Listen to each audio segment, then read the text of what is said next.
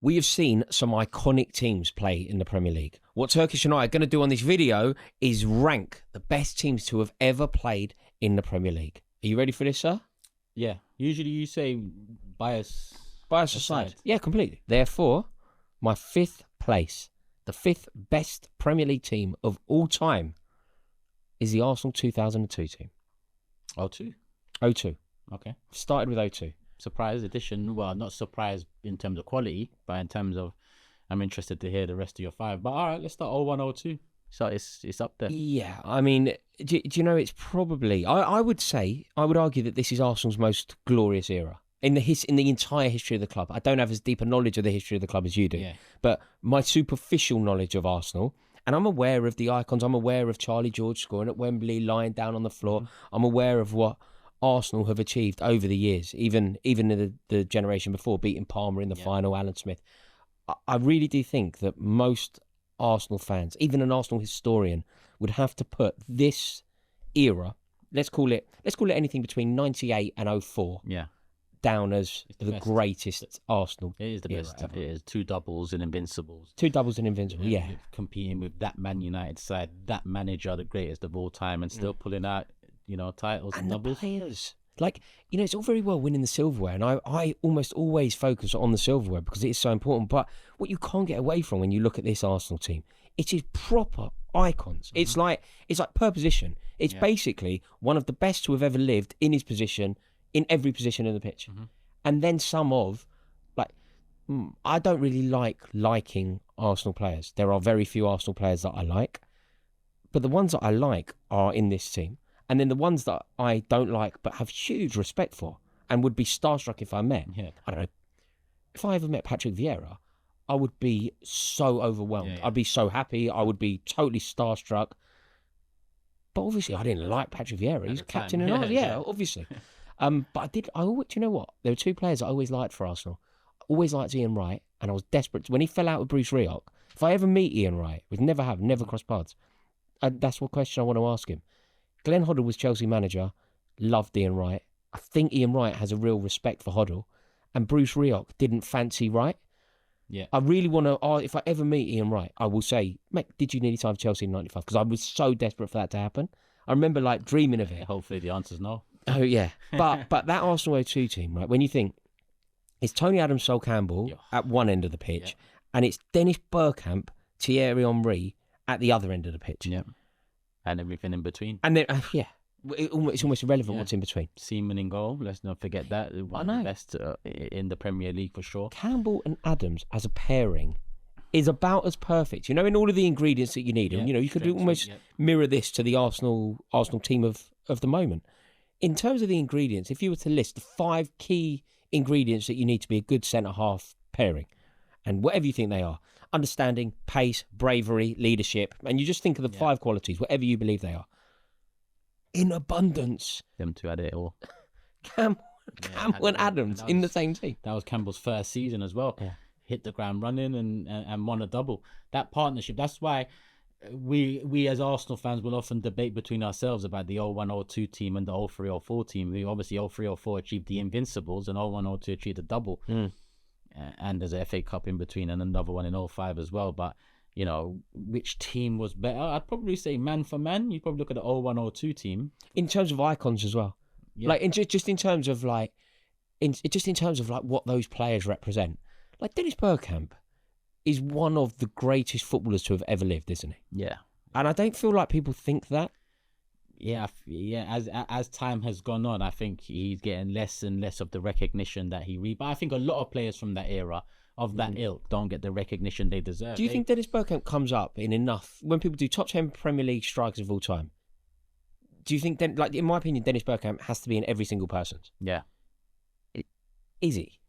It's because of the formation change means it's one striker nowadays when we're doing best of 11. So but even then I'd put him as the attacking midfielder 10 because that is the old support striker role. So he needs to be in every conversation. But I think over the years, unless you lived it, I feel like the new. But I don't think maybe you did because it was obviously your team. But I don't think I felt it as powerfully as I'm feeling it now. Bergkamp and Henry as your front two Are you crazy? Yeah. Like what? If you're a defender, what are you talking about? time. Bergkamp and Henry as a two. At the time, crazy. We always appreciate Bergkamp. You know, that's why, you know, the question, Henry or Bergkamp, well, which style do you like?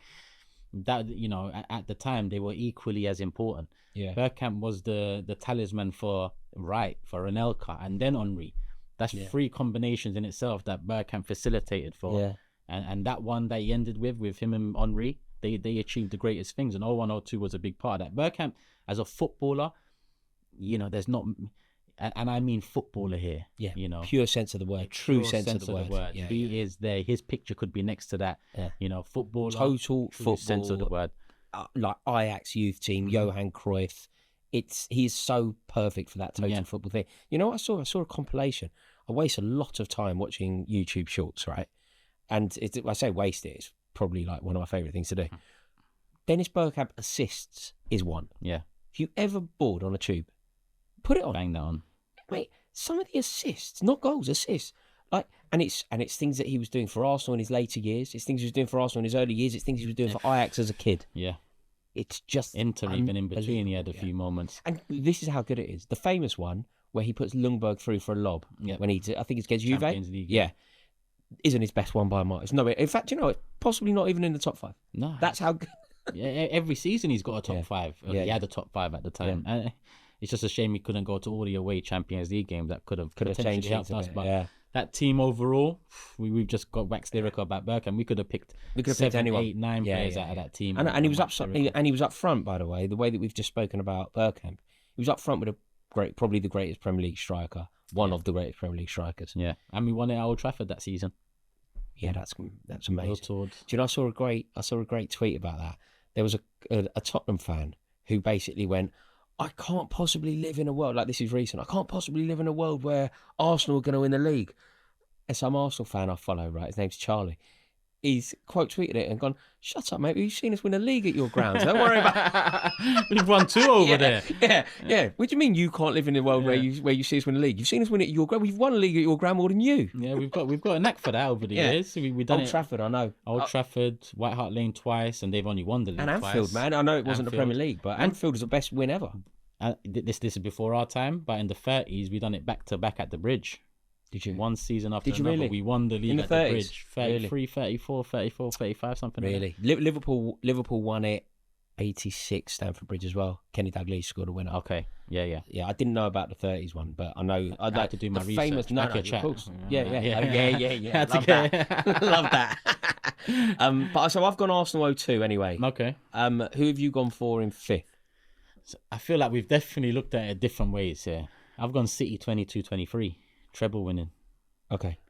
They're in my list, but they're high. Straight away, I think we've gone different. Listen, people will laugh because the achievement of winning the treble has only been, achieved twice in history in this country, let alone the Premier League.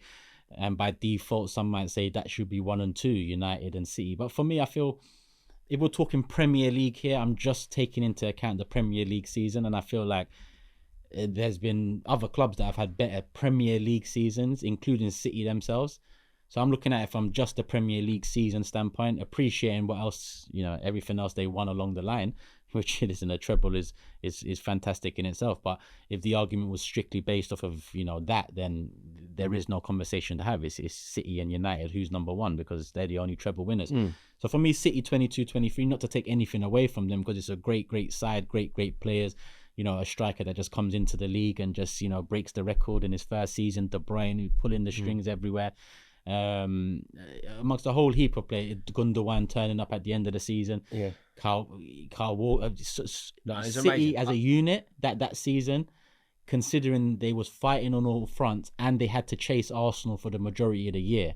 The majority of the season, Arsenal led the way, and City had to chase until game week 30 when the opening. The light at the end of the tunnel arrived, and they went for it and killed off the league, killed off the Champions League, killed off the FA Cup, and won a treble. So might be low, but my context is different. Premier League seasons in isolation, I feel. Yeah, no, I get the rationale. I've got them in 3rd, so I've got somebody next, and then I've got the City trail. So we're not a million miles away. Do you know? It's just I just put a treble winning side as better than any other. Like even if it's it's a very basic, and I am quite basic way of arguing. But I go, right, they want a treble, they want a treble. They're on this list, It's no like, doubt. It's like the default kind of way to look at it. Yeah. It's because I will always put multiple pieces of silverware quite high. I think it's always important to acknowledge it. So no, I've got the City team high. It was partly the brilliance of De Bruyne. It was undoubtedly the brilliance of Guardiola. The spectacular season that Erling Haaland, obviously, it chimed massively with me off the back of my face. Right. So, and then it was the way that they did it. Like, do you remember they played Real Madrid, and it was possibly the most dominating half of football that Real Madrid have ever felt in this country. It was just an absolute battering. Yeah. They didn't know what had hit them. They didn't know what to do, and they also beat Bayern Munich on the way to winning that. It was one of the most complete teams that I think that we've ever seen. Yeah. So I've got them a little bit higher. And Rodri, we need to mention Rodri, who, in my opinion, in terms of Premier League midfielders, he's in that top 10, in my opinion. Yeah. See, that it feels season early alone, to me, but that season was unreal. Yeah. That season alone, he was a linchpin. And what we've seen after that, in terms of when he got the injury and what happened since, the importance of him only heightened, in my opinion, looking back at that time. So, and he scored the goal in the final. And he scored the goal in the final, won the Ballon d'Or. Yeah, won the Ballon d'Or. And won the Ballon d'Or. No, there's no doubt that this is a great team. I don't know why, but it does leave me a little bit cold. I don't know what it is. I don't know if it's because of the money. I don't know if it's because of the charge. I don't know what it is. But, you know, even if you just think of the conversation that we had about the Arsenal 0-2 team, and you think about the passion and the and the way that we've had that discourse, and that discourse could have gone on. Like, if we're in a pub, we're still talking about Bergkamp, aren't we? We haven't even moved on to we're moving on to keep the conversation. Second round. Yes, and you know, I would do exactly the same. I'd extend the same courtesy. The second that we start talking about Lampard, or the second that we start talking about Joel, the second that we start talking even about that Beckham side. I don't know what it is, but the City side leaves me a bit colder. I think it's a mix of the way it came about, which was, you know, inevitably they're gonna go do it with all the money and the best manager.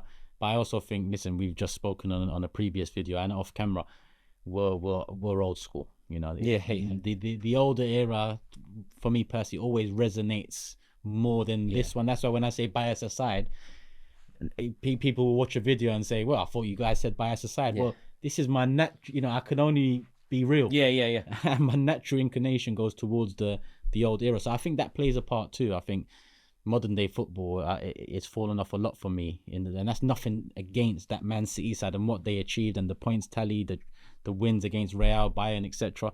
But it just doesn't sit with the rest of my list for me. Okay. So you've gone City's treble winning team in fifth. I've got that exact team slightly higher up. I've got them in third. Who have you got in fourth? Do you have a treble winners? Have you? 98, 99 United. Okay, so you've got I've got them higher up, a lot higher. Yeah. Okay, why have you got them this? Why have you got them? Why have you got? In fact, you know what? Let's talk about them because I'm going to get to them. Okay. So what's your fourth? Yeah. So in fourth, I've got Manchester United 08. 07, 08. Yeah. It was tossing and turning between the two Uniteds there, but I went with the Man United 08 team was about, certainly in a forward thinking capacity, which I think is always where we budge, right? Yeah. Rooney Ronaldo as a duo is one of the best duos that the Premier League has ever seen. Like Cristiano Ronaldo that year, I certainly didn't enjoy it at the time, and I certainly didn't enjoy watching him rise above Michael Essien in Moscow. But like, it was kind of a privilege. You know, now we're a bit older and you look back. Yeah. Like 08, I must have done. I mean, Chelsea played an awful lot of games that year. We made it to the final in Moscow. We made it to the final of the League Cup. They just beat you in the league as well. I think 3 points. You finished. It was going all the way. It was going all the way. But yeah, ultimately we made a pig's ear of it. It was Avram Grant. Okay. We should have won the league. Okay. We should have won the league. It was Chelsea fans are always very kind about Roman Abramovich, and obviously there's a reason for that. But you know, a mistake that he made, which I don't think anybody would contest, sacking Mourinho that year because we didn't beat Rosenborg. Like it's one of those short-sighted mistakes that, you know, in a sliding doors Gwyneth Paltrow moment, if you could change that, If he didn't do that, we would have had a dynasty in the way that Man City, Manchester United, Arsenal to a degree had an absolute dynasty. Yeah. Like, we never did. Like, don't get me wrong, we won a nice amount of league titles and an amazing amount of silverware. But what we didn't do is do what Manchester United did in the 90s or what Manchester City have done recently. Last 10. Yeah, we didn't have that. And it's because that year we would have won the league. It would have meant that we won the league 3 years in a row. Mourinho would have obviously figured it out. But I went to so much football that year. Honestly, I didn't miss a European away. It was. Oh, I remember we were in Olympiacos. Like, we went everywhere, right? I think Bordeaux, Anelka scoring in Bordeaux. But it was a weird season where you just sort of knew that Man United were better. And the reason they were better is because whenever we felt like it was going to go well, I remember being at Chelsea. There was a pub on the King's Road I used to like a bar called Lunasa. Man United playing Fulham in the morning. We're going in. We need them to lose. It's 1-1. You're like, this is it. It's happening. Ronaldo just picks a ball up basically in his own half. Yeah. And every single time it felt like we were getting somewhere, Ronaldo. Yeah. Or Rooney. But often Ronaldo provided for by Rooney. And it was an amazing team. And for us Arsenal fans, this was around the era of the realisation that the league is now Chelsea and United. It's no longer Arsenal United. And we had that inevitable player, that other, the Ops Man United fans in particular were looking inevitably Henry's going to get the winner and he's going to make the difference. It's 0-0, Henry's coming. It's 1-1, Henry's coming. To see then United not only, move forward battling with Chelsea, they also then attain that player that it just felt like if you're looking at the score on your phone or on your laptop, Ronaldo hasn't scored yet, he's going to score. Yeah. It was one of those seasons. And it wasn't just those two, but those two, in themselves, legendary duo in the Premier League. And I think that United season as well, they scored a lot of goals. They didn't concede that much goals across the season. No, they were great. They were just a great team. And it always felt like they were just that, just that little bit better. Yeah. They were just that little bit better because I think what they had, remember they obviously played Barcelona in the semi-final. You know how we can talk about how good they were, Cristiano Ronaldo, and we naturally lean towards Ronaldo and Rooney, like the young, prodigious, unpredictable talents who were on the rise. It was almost that perfect team because it was that sweet spot. Like in that semi-final against Barcelona, is Paul Scholes scoring the winner. Yeah. So it had, Paul Scholes was scoring goals for Man United with Eric Cantona. Yeah. He was playing behind Cantona. He would have played in the same Manchester United team as Brian McClare or Brian Robson. He's now playing with Rooney. So it kind of had that consistency. Needed. It had Scholes and Neville and Rooney and you need Ronaldo. That. I think you need that. Yeah, That's why Ferguson's the greatest for me. Because he had to patch up sides across different eras. Of course, when you're a manager at one club for that length of time, you're going to have to do that. But he managed to always find the right balance of these are the experienced players I'm going to keep, and these are the new blood I'm going to bring in. Yeah. And the experience. And since, whether it's Rio or Ronaldo talking or Roy Keane talking or Gary Neville, they always talk about that era and how important it was that they came in and the unit that was already there were the leaders, the ones that, set the standards, the ones that coached and coped with the management of the personnel before the manager even has to play a part. Yeah, Ryan Giggs as well as Michael Carrick. It was a perfect blend, wasn't it? And did you know what else they had, which was always like such a threat? That team, you know how we talk about like the goals coming from Ronaldo and coming from Rooney, which is obviously so important. What they had, which is just so vital, and I always talk about this, the other guy that just comes in and scores a few. Like when we won the league recently, Loic Remy, Diego Costa's goals, but Loic Remy comes in. Important. Do you know who their guy? So generally then that player's not very good, right? Remy played that role for us. Michy Batshuayi behind Diego Costa played that role for us. Solomon Kalou played it. Do you know what it was for them? Bloody Louis Saha. Yeah, he was mustard. Those years, he had a good 3-year period. It's like Louis Saha, on the rare occasion where it doesn't fall Rooney's way, on the rare occasion where it doesn't fall Louis Saha. Yeah, bring him on or start him. I think it was a great team, and on some level, I don't think Manchester United fans would agree with this. Although I'd be interested to see what the comments say, but I think from the outside looking in, this could be their best team.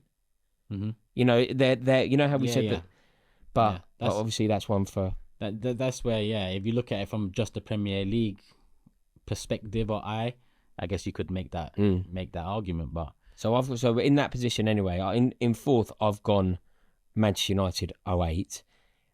In third was my treble. Mm-hmm. Okay, who have you got in third? Chelsea 04-05. I've got them in second. So let's do that. Okay, makes sense. Do that. Yeah, definitely Chelsea's best ever team. Yeah. Definitely. Like almost. There isn't really anyone from any other era that gets in it aside from Eden Hazard. Like any other Chelsea player of any other time. I mean, you could Gianfranco Zola possibly, and Roman Abramovich wanted him to be part of that team. Like Zola had got a kind of a gentleman's agreement with Cagliari, which demonstrates the kind of man he is, because he didn't know that the money was going to come in from Abramovich. Abramovich lands, asked him to stay for 2 more years, but he left. But Zola would have contributed to this team. 100%. Eden Hazard would have got in the team. That's it. There isn't another player from another Chelsea era that would have even got close to this team. It was flawless. It was absolutely flawless. It obviously has the record of conceding 15 goals. It scored goals for fun. It had a spine like no other, really. Cech, Terry, Lampard, Drogba, with Claude Makelele playing in that position about as well as you could possibly play that season. And I mean, it was amazing. And it was what happened that season. I think it was the first time that any real Chelsea fan unless you were 70, you didn't really know. You didn't really know. You didn't really know what the feeling of winning silverware was like, because we won the FA Cup in 1970, at the European Cup Winners' Cup against Real Madrid in 71. We had 25 years of that. Any silverware of like the top tier. Won an FA Cup in 97 and whatever. But the league, it took us 50 years to go from league title to league title. So unless you were 70 then, unless you were, 68 then, you weren't old enough to have a pint the first time round. Even then, you had to be 68 years old, So breath of fresh air, that era for you. I mean, it's not often I give these sides that cause much pain credit, but when we talk of Chelsea 05, it's often the defence talked about first. But when I think of Chelsea 04, 05, the 2 players I think of first are Robben and Duff. Yeah, you're right. That combination of wingers that they put, around the Drogba. Robben Duff. I mean, Robben hit the ground running. Yeah. And I honestly believe that, like, you can make a case for Arjen Robben being in an all-time Chelsea. Like, he didn't do it for long enough. In the way that Thiago Silva, you could make the case. Probably didn't do it for long, but you could make the case. Yeah. He's one of our best ever players. He landed. We played Fulham. I remember we played Fulham. We battered them 4-1. They couldn't stop Robben. Robben won us the league that year in some way. His performances were just mesmerising. And obviously then, you got Joe Cole on the bench. Like the moment that Frank Lampard took the ball round Jaskalainen at the Reebok, I remember being behind the goal. You're just like, I don't really care what happens after this, because this moment I never thought would come, and it will never be beaten. It's the that was it. It's the first. It was moment, the biggest moment. And to do it in the way that we did it in such professional way. Like, you couldn't score against us. We only conceded 15. But I remember we beat Man United first day of the season. Idaho Johnson played Man United first day of the season. Idaho Johnson, quite a messy goal, and we basically didn't look back. I think we played Birmingham straight after and won 1-0. And then Palace, and Drogba got his first goal. Babiaro crossed it. Babiaro crossed it, and Drogba got his first goal. And we basically knew that it was coming. And there was a I think Mourinho predicted it, that we were going to win the league at Ewood Park. Oh, he said it earlier. Aaron Mokoena broke Robben's leg that day. Robben scored a winner. We won 1-0. But Aaron Mokoena broke his foot. And there's an amazing scene, which, do you know how it would be mocked now, particularly on social media?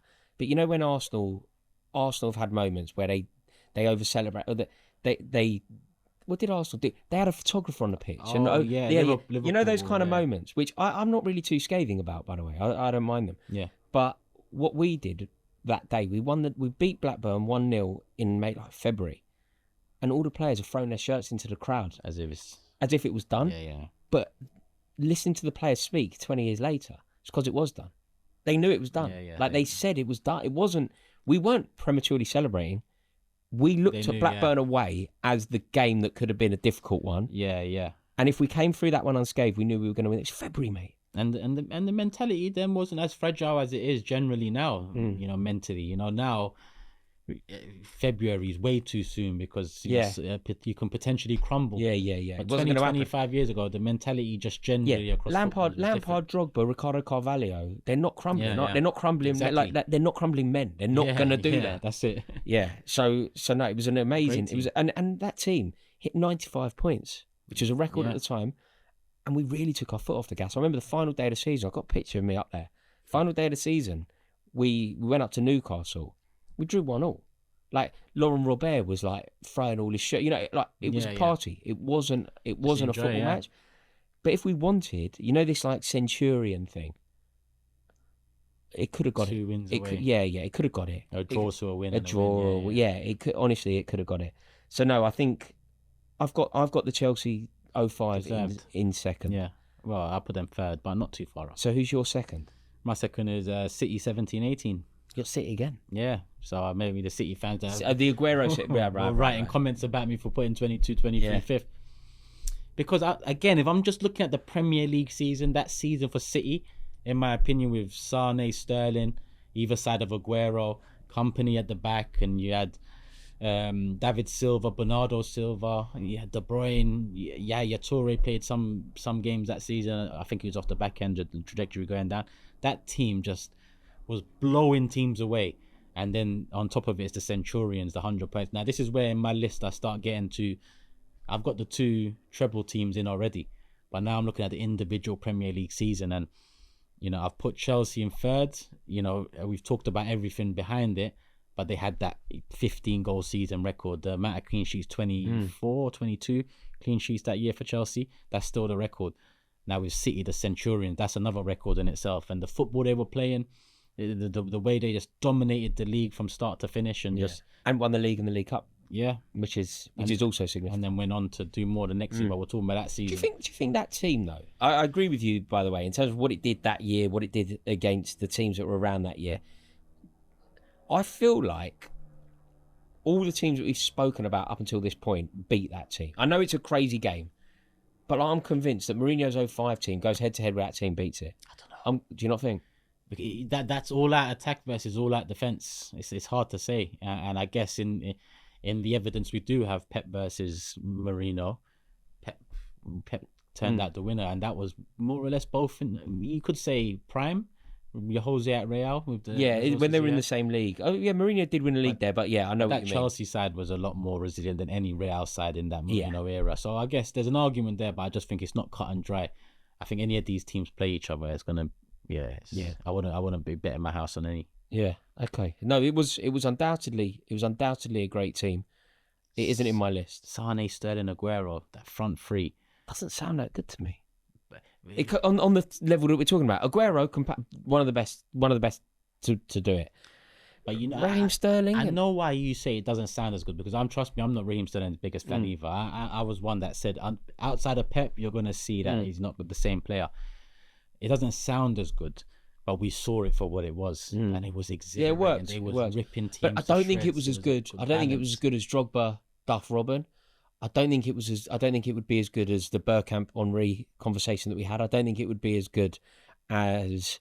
I don't think it would be as good as what Berbatov, Rooney, Ronaldo.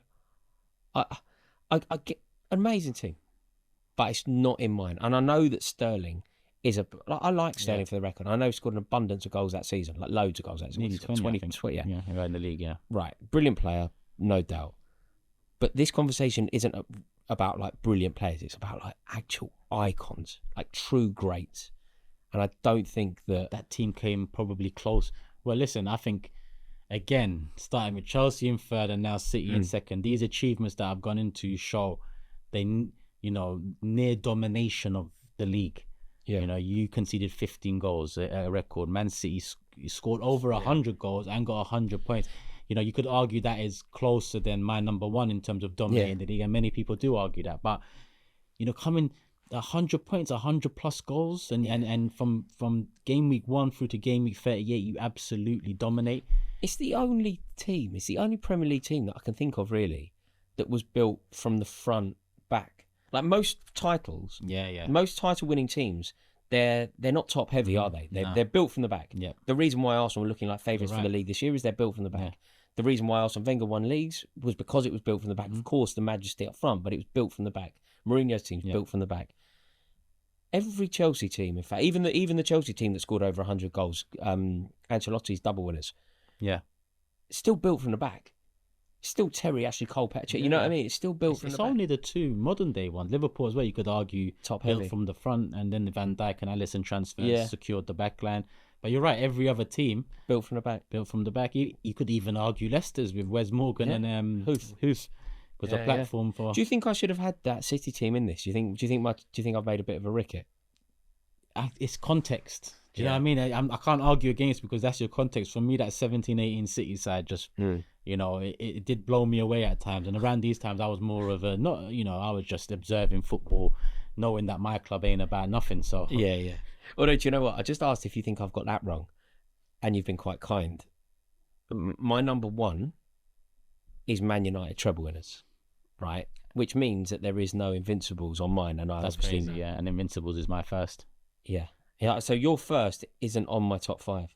So my top 5, I've got Manchester United treble winners, Chelsea's 05, Man City's treble winners, Manchester United 08, Arsenal 02. Okay, so you've essentially got 02 in. Can I just say something so basic that you will break down so easily and so articulately? But I'm going to say it anyway. And any team that got more points than the Invincibles is better. Any team that got more silverware than the Invincibles is better. So Arsenal, the 2 Arsenal teams that won the double in recent years, the 98 team that won the double, the 2002 team that won the double, is therefore better than the Invincibles that only were capable of winning 1 trophy and actually made a pig's ear of it in other trophies. This is the age-old argument, and I understand it, but I go back to my point about who came closest to dominating the league that season. And Chelsea conceding 15, Man City scoring 100 plus, getting 100 plus points, all came very close. But the team that didn't lose a game, I think, is the closest. To come any closer than that, you have to maybe win more games or maybe win all your games. It's like if me and you, we're going to play Connect 4. You go over there, play 10 games. I'll go over there, play 10 games. I win all 10 of my games. You come back and tell me you've won 9 out of 10. But you're back sitting earlier because you wiped the floor with the line that you won. But I've come back unbeaten. You're arguing I just don't know that it matters. Like, I really don't know that it matters. So the Mourinho team that I was talking about, the Chelsea 05 team, lost 1 game that season. I know. 1 game. I think we lost 1 game in 01 or 02. Yeah, lost 1 game, won the league with 95 points. Won the League Cup as well.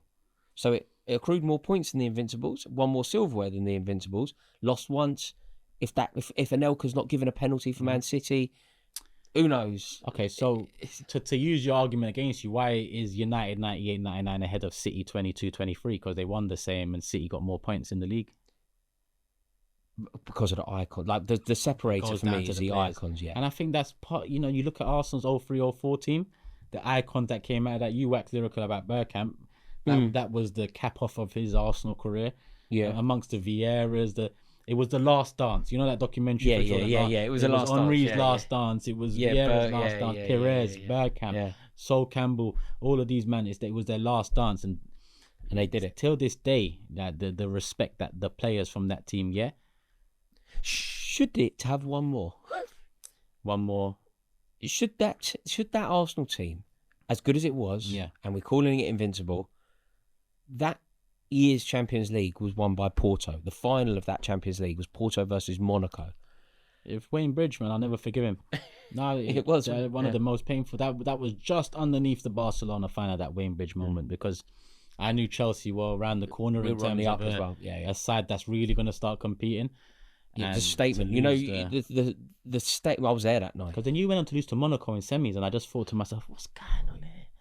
Yeah, Ranieri played Hasselbank at fullback or something mental. And Fernando Morientes killed that us. year. He really... And do you remember Julie? Yes. Ludovic Julie. G-U-I-L-Y. Yeah, he played for Barca as well. Ludovic Julie. Yeah. Killed us. Absolutely killed us. Killed Ranieri. Yeah. Like, I think it was Deschamps. I think it was Deschamps, Didier Deschamps was manager of Monaco. I think. I can't remember the manager. I think it was Didier Deschamps, and the way that Ranieri pressed the self-destruct button a little bit. He the Tinker Man thing. Yeah. He did a lot of that. Like, he had Hasselbank on the pitch playing out of position. Yeah. He wasn't making the most of good Johnson. Like, he was getting it wrong. But yeah, Deschamps just blew us apart, really. And Morientes, we just couldn't live with him. I remember them doing the yeah. So no, that was bad, painful. And that week, Rory, we got knocked out of the FA Cup by United. In midweek, we got knocked out the Champions League by Chelsea. And then I think it was Saturday against Liverpool, we was 2-1 down at half-time. And this is our Invincible season. We was on course for a double, treble. And 1 week in, I think it was April, just, he was on the verge of collapsing everything. So at the FA Cup, United. At the Champions League, Chelsea. 2-1 down to Liverpool at half-time. Henry steps up. Even that moment, he runs past a few players, leaves Carragher on the floor, buries it. We win the game 4-2. And we get back on track to at least get over the line with that achievement in terms of... And listen, I know, there's an argument that we asked for it, David Dein, FA, there's only one achievement in Premier League that gives you another trophy next to the Premier League trophy. And that one is the Invincibles. So... Yeah. So when as you much beg as for a trophy, though. Well, I mean, you say beg. I mean, was you behind the scenes? I don't know about that. Yeah. David Dein was well connected, but that for me is a difference maker, because listen, modern day fans all talk about trophies, but there's been one available for 21 years that no one else has managed to win. Now, if you ask me this season, we've already lost the game, but if you ask me at the start of the season, would you want to break Chelsea's 15-goal record, or would you want a 100-point season, or another Invincibles? Give me another gold trophy. Would you? Yeah. See, I appreciate this is just about personality, isn't it? I just don't get it. Like, I really don't. That year, you got 90 points and you won the league. Excellent. But it's not as good as winning the double. Well, we didn't lose. Doubles have been done by multiple teams, and we've got the joint most doubles. Trebles have been done now. Preston North End, my friend. In 88, 89. I mean, I don't know how far your memory stretches back, but that is really going back some. No, do somewhat. you know what? In number one, by the way, I've got not the Invincibles. I've got Manchester United's treble winners. Fair enough. And the reason I've put them there is primarily because I always believe that a treble would never be done. And I know Man City have done it and they're in. Yeah. If you win a treble, you're in this, as far as I'm concerned. I agree. But there's something better about being first. It's like, who's the second man on the moon? No one knows. Everyone knows the first man. No one knows the second man. Yeah. Ultimately, Manchester United walked so Man City could run or whatever. They won't like to hear about. They won't like to hear. But also, that team, and I know that you can definitely empathise with this. When you talk about like icons, like just the midfield alone, you got Beckham, Keane, Scholes, with Ryan Giggs on the wing.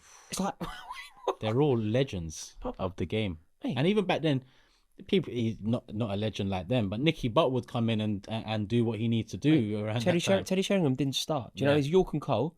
Sheringham comes on and actually wins it for them. He gets the flick on for Solskjaer and scores the equaliser. Yeah, and then Siap Stam at the back. It's like some of the greatest. Siap Stam, underrated or under. Yeah. Well, wasn't he at Man United for 3 years? Wins the league, wins the treble, leaves, and we won. And then they don't win it, and you win it either side. Yeah. 3-peat and treble, and then off he goes.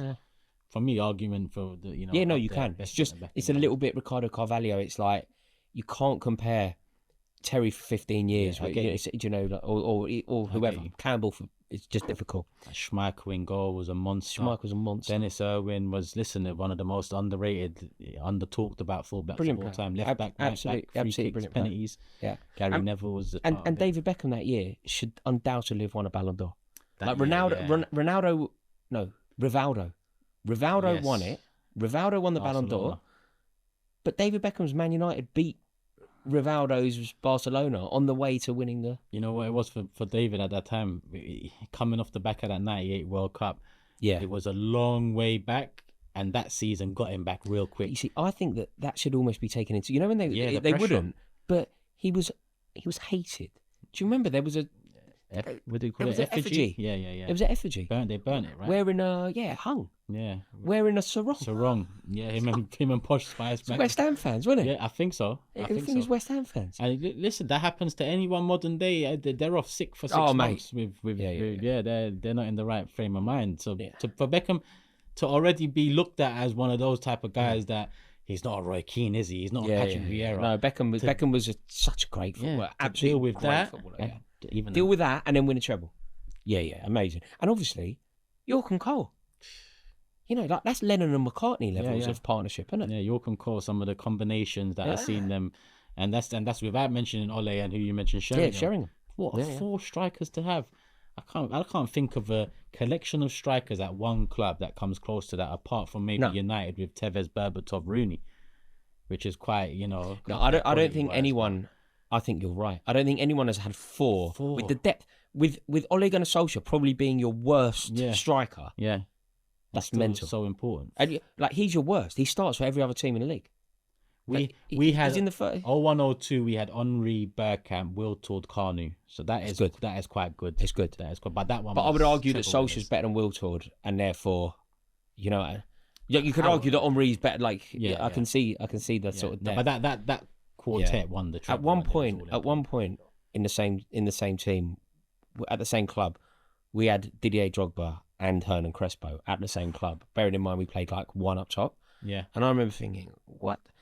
Nicholas Anelka won a golden boot, and it wasn't even our main striker. That was his only golden boot in this league. Yeah. What about your before your successful era? But this was Channel 5 in the snow, orange ball. Yeah, Tromso. Hasselbank, Good Johnson, Torre Andre Flo. Yeah. Were them three there together at the same time? Yeah, Hasselbank and Good Johnson. Do you know where it's really unfortunate for Hasselbank? Because he's one of the best strikers I've ever seen. Yeah.